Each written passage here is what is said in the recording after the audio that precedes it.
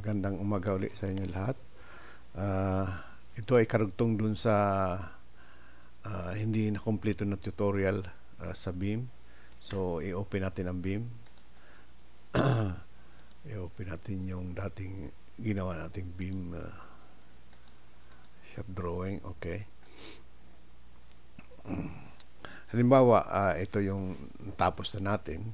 So, gagawa tayo ng Beam shop drawing just in case halimbawa natapos na natin ito, nalagyan natin ito ng lahat ng detalye. So ilalagay na natin ito dun sa my title block. So punta tayo dito sa my title block. So ang scale na ginamit natin dito ay 1:25. Pero usually ang ginagamit namin na scale dito ay 1:40.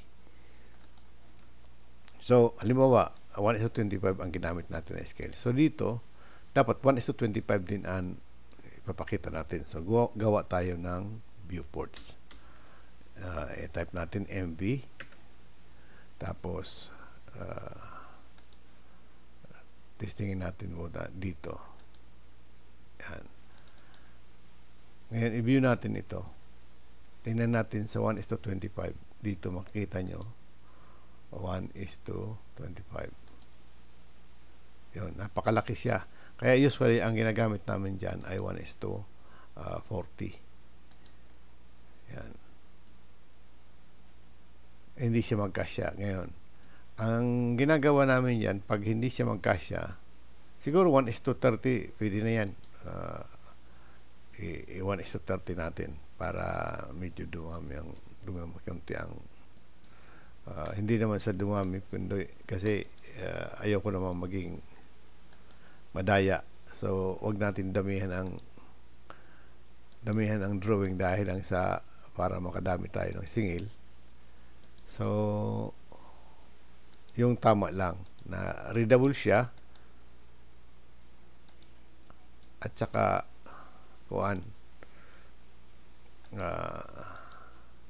hindi napakaliit para hindi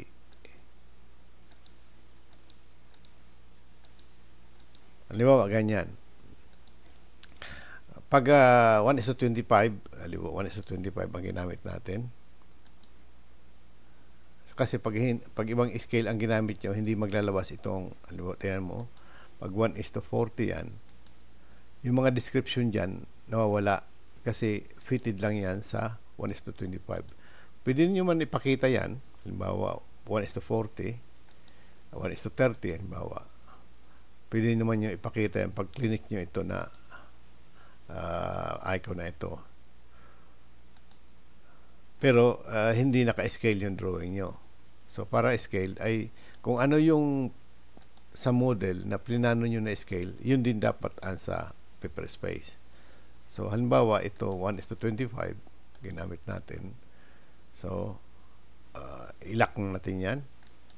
Ilak mo, dapat nakalak yan kailangan nakalak yan. Huwag niyong hayaan na ipapasa yung drawing na hindi nakalak. Tapos ito papalitan natin ito maging deep points. Papalitan natin ito deep points. Yan. Dapat naka-deep points yan para hindi siya mag-flat. Kasi later on, pag turn off natin yan, deep points, turn off natin ang deep points, yun na lang ang drawing as if wala tayong border. So, iyon muna natin ang deep points para makontrol natin. Ang ginagawa namin dyan, para maipakita yung karugtong yan, ay gagawa ka ng another viewports. At saka, dapat magkaroon ka ng reference dito sa kadugtong.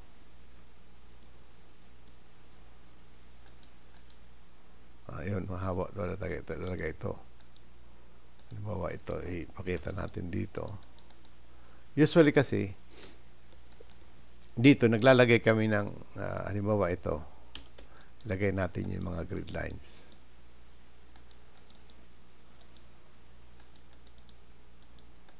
Yan, okay. Yun yung mga grid lines. At saka actually may grid lines, additional grid lines yan. I-insert ko yung additional grid lines na ginawa namin dyan. Saan yung grid lines dyan? projects, KSA, HATCO, STC parking, RexRef, access. Okay. Okay. 0, 0 ulit ang insertion nito. 0, 0, 0. Yan. Makikita nyo may additional grid lines yan. Pero nagtama yung mga original grid lines kasi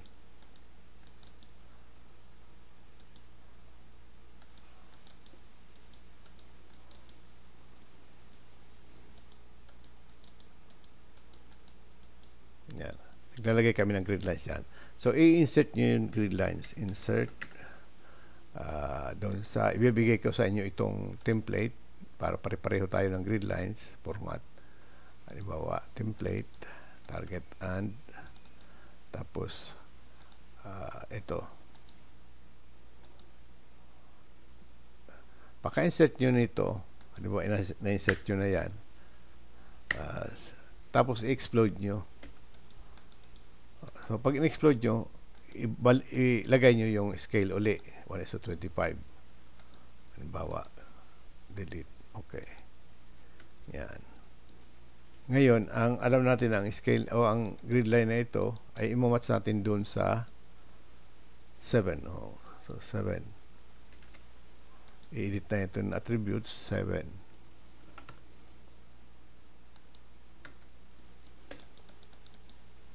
I-elongate natin itong line. Yan. Tapos, kopyahin natin ito doon sa iba pa na grid lines. Tapos, edit na lang natin later on. Ito ay magsisilbing reference natin sa viewing doon sa viewport. Kasi, di natin alam kung saan ang yan. Halimbawa ito 10. So, 10. 10. Tapos ito 9B. So 9B din ito dapat. 9B. Tapos 9A. 9 8. Diba ito 7B 8 8A 9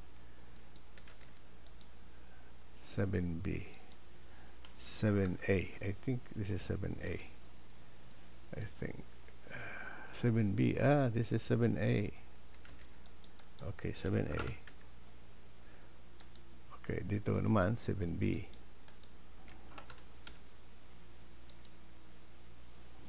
Ito 8. 8 yata ito. 8, 8A, 8B. 9. 8 8A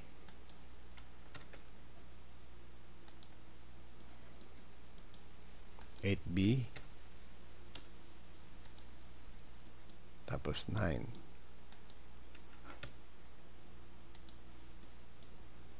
Ito naman 9A 9B. Okay, 9A 9A. Ito 10. Okay, delete na natin to. So ngayon may reference na tayo. Usually pwede natin ito ibaba kasi napakalaki ng nagko-consume siya ng kuha. Kasi pag ang kumpanya kasi pag na-detect na dinadaya mo naman sila ay magreklamo sila sa iyo. Kaya useless na magdaya tayo ng palakihin natin ang drawing para sa isang sheet ay maka-generate tayo kaagad ng isang sheet kahit kunting detalye pa lang. So, dapat huwag na tayo magdadaya para yung in good faith lang palagi. Ayan.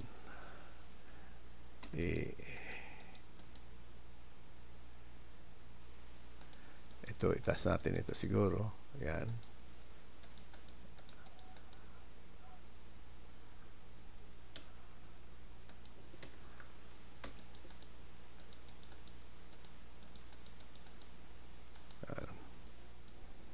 Itas natin ito. Itas natin ito. Kaya i-arrange lang natin ang maayos para sa presentation ng drawing. Yan, i-move natin yan.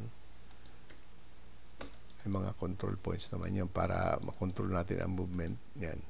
So, yung quality dapat ay i-maintain natin yan.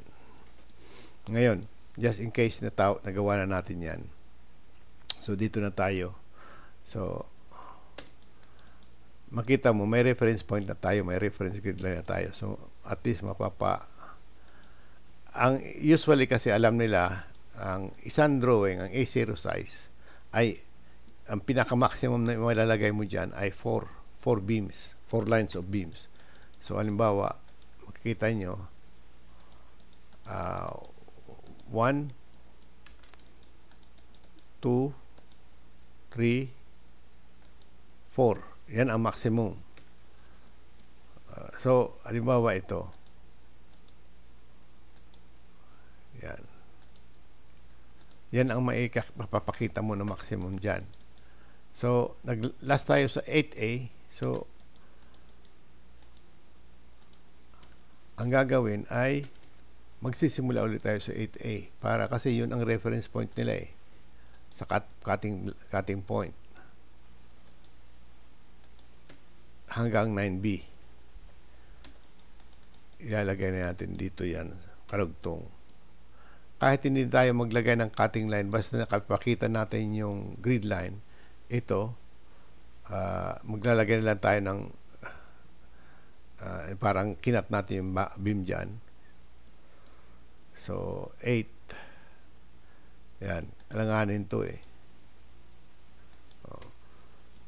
Pero kung 1 is to, kuhan yan, 1 is to 40, mapansin nyo, 1 is to, tingnan natin 1 is to 30. Yan. 1 is to 30, halimbawa.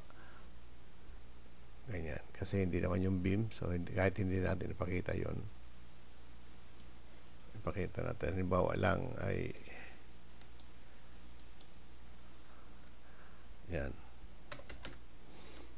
So, 8B ang dulo. So, 8B din dito ang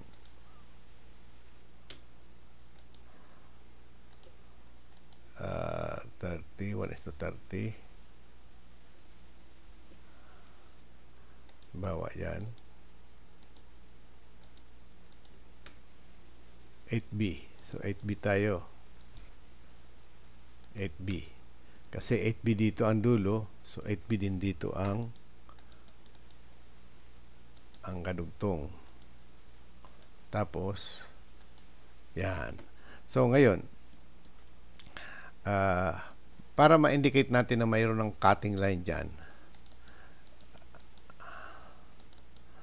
ang ginagawa natin yan ay dapat palagi itong nakalak dapat nakalak yung kuan na yan. Hindi walang yung hayaan na hindi nakalak yan. So, okay. So, ito, gagawa kayo ng, mayroon tayong layer dito kanina na hidden lines. Ilagay nyo lang dito, hidden lines. Yan. Tapos dito naman, dito na yun sa paper space. Kahit dito na yung gawin sa paper space. Kasi pag tinon off nyo yung div points, kita nyo itong hidden lines na yan. Parang ito yung continuation. Kasi ang reference nila mga grid 8B, 8B. Tapos, siyempre, ang title dapat dito sa dito dapat nilalagay natin ang title. Diba? Ito, insert natin ang title. Drawing titles and millimeters. Ibibigay ko sa inyo lahat ito na kung 1 is to 25 o 1 is to 30 ngayon, diba? 1 is to 30 ang so 0.3. Ito yung hindi naka-annotate. 8B. So, 8B. So, dito tayo lalagay ng title kasi sa gitna ng yan. Title top percent. Lagyan na natin percent Q. Ibig sabihin yan ay underline.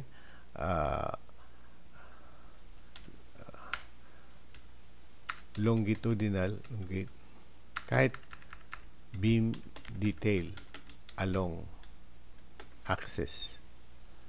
Dito kasi sa Saudi, ang tawag nila grid line ay palagi nasasabi nila axis.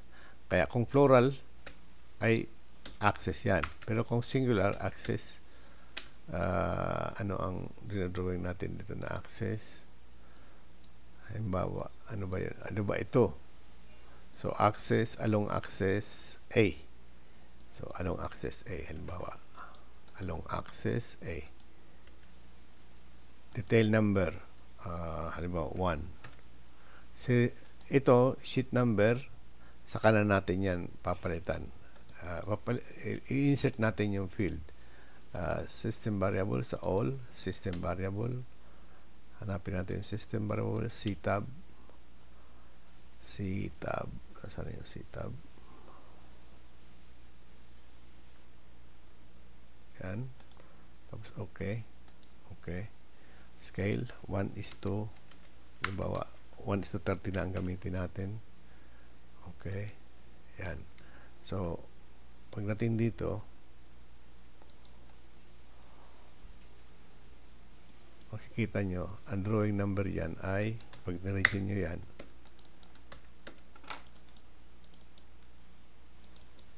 bakit ayaw? Ito. Ibig sabihin, nakakuan siya. Taas natin ang konti. Yan. S300. Ito kasi is 300 to. Ayan. S300. Kaya S300 din ang lumabas dyan kasi naka-C-tab tayo eh. So, ito naman, sa between 8B, so ilalagay natin ulit dito yung between 8B asa na 8B at saka 10. So, dito tayo. Kopyahin natin, i-fix natin ang Y. Ito yung 8B. So, dito tayo sa gitna. Yan. Dito. 2.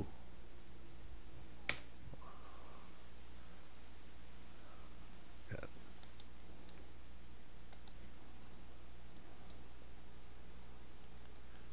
Oops. I-off natin, on natin ang blip points.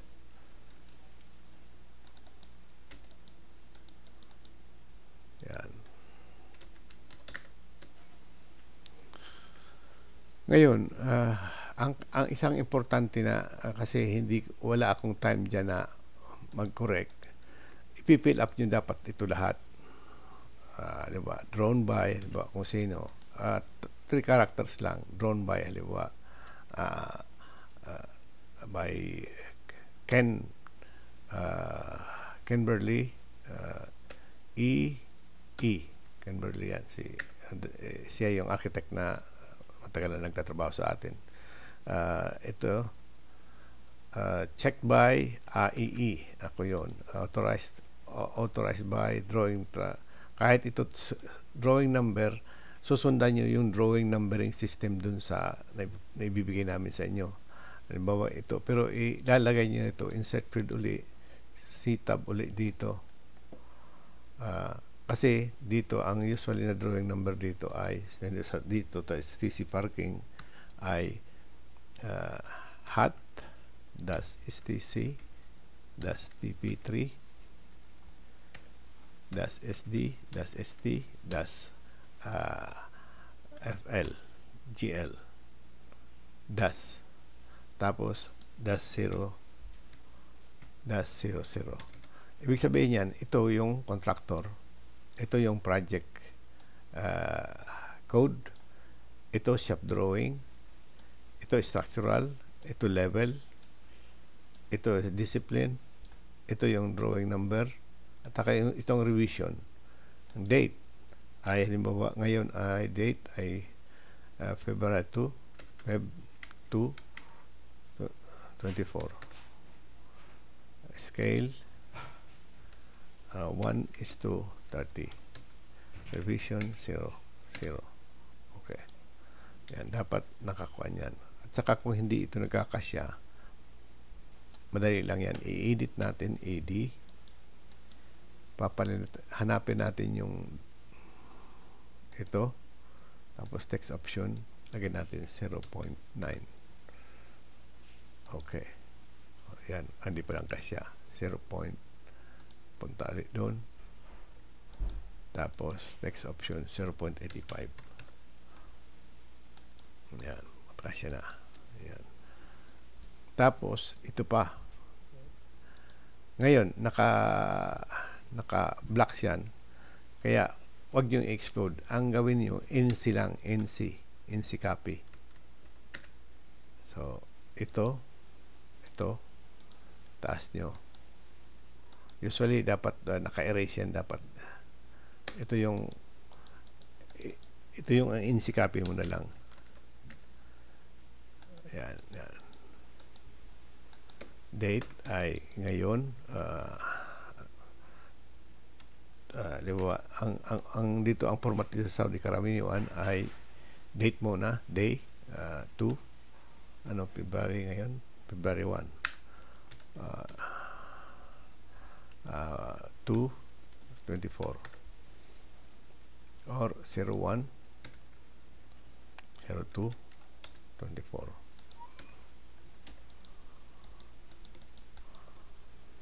Ay kung hindi nagkakasya yan, papalitan nyo lang yung width dito sa width factor ay gawin yung 0.9. Yan, para magkasya siya. Tapos kung sino ang nag-drawing, di ba? KEE. Yan, issued for approval. Pag nag-revision 2 na kayo, i-insin nyo lang ito ulit. Yan. Kasi naka-block yan eh. Hindi nyo dapat i-explode yan. Pero ngayon, pag in-insin nyo, nakakopya nyo na. Pag nag-revision 1, halimbawa may revision, may comment yung drawing. So, yan lang. At saka, kung applicable yung key plan, lagay nyo, i-highlight nyo. Pero yung key plan dapat, pag nag-key plan kayo, i-hatch nyo using yung level na key plan, yung layer na key plan. Ano ang layer na key plan? Halimbawa, A, ito yung key plan. Asan ang key plan? A, 0. Access. Yan, key plan hatch. Kasi naka-true color yan.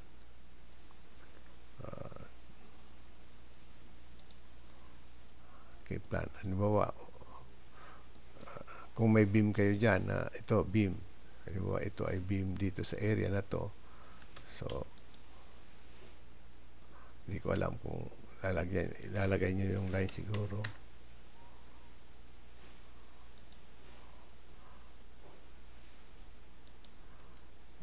Dito yun sa somewhere. Hindi ko alam kung saan yung location. Pero exact yung location, alam ko in between yun eh. So, yan.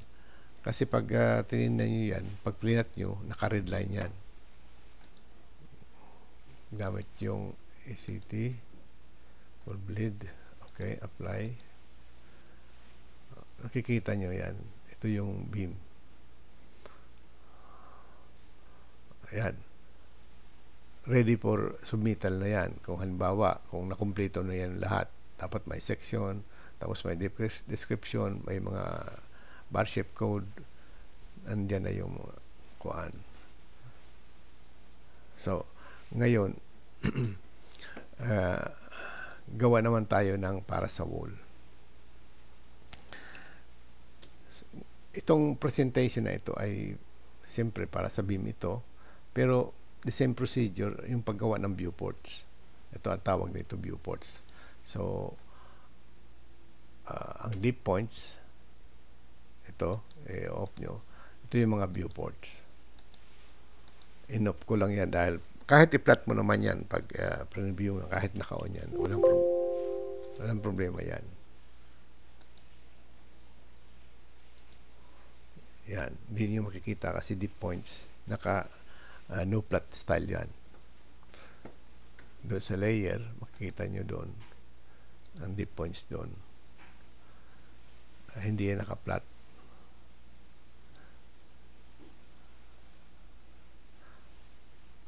Hindi ko alam kung nasaan yun. Basta basta ang leaf points, hindi yun nagpa-plot siya, hindi siya nagpa-print.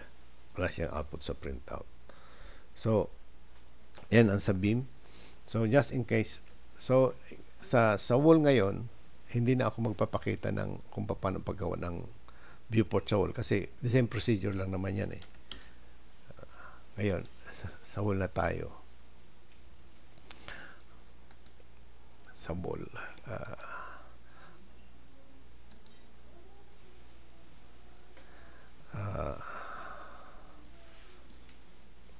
Sa wall, una-una, lalagyan nyo ng view direction. Ito, nilagay ko ng view direction. Y1, tapos Y2, Y3, Y4, Y5, tapos X1, X2, ito yung X3.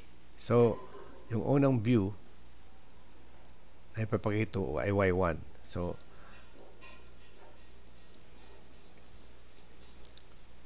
ito yung Y1. So,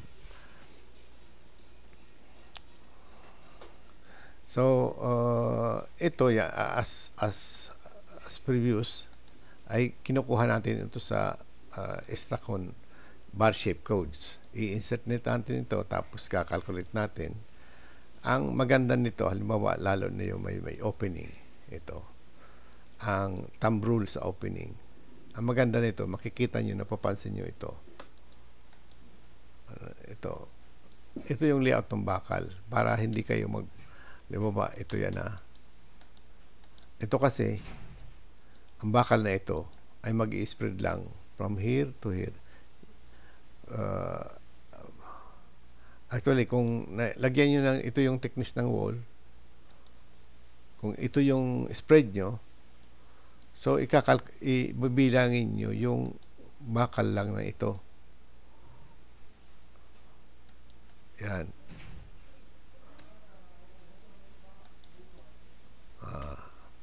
I-continue ko na lang ito kasi medyo may ingay na dito later on.